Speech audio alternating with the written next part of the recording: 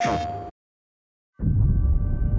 greatest thing about working on a Spider-Man game is that you're working on a Spider-Man game.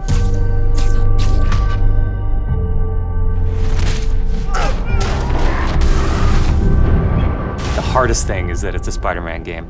We really care about storytelling here at Insomniac.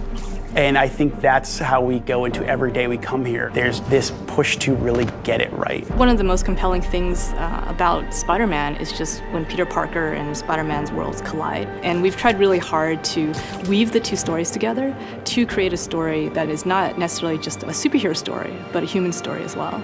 So this Spider-Man is a little different. He's older, he's 23, so he's been Spider-Man for 8 years, and kind of like an athlete in the prime of his career, he's starting to get good at the Spider-Man thing. The nice thing about playing an experienced Spider-Man is that he's already familiar with his powers, right? He's not just discovering them. We always think of Spider-Man as, we call him, the acrobatic improviser. He's looking for not only how he can take advantage of the way the enemies are positioned, but what around him. Could he use this object to grab with his webs and throw it at an enemy? We want people to not only see the enemies in front of them, but the environment around, to take advantage of both of them.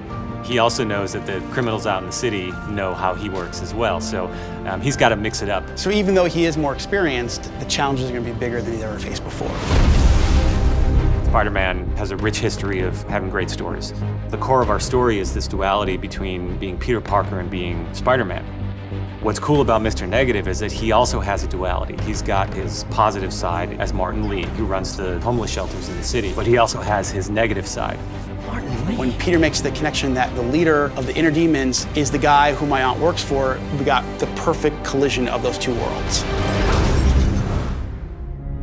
So many people have their own vision of what Spider-Man should look like, what he should sound like, and in the end, we just have to put a new and fresh twist on who he is. And for us, it's really, really important to deliver those big spectacle moments, those near impossible scenarios that only someone like Spider-Man can survive, and put you in that action.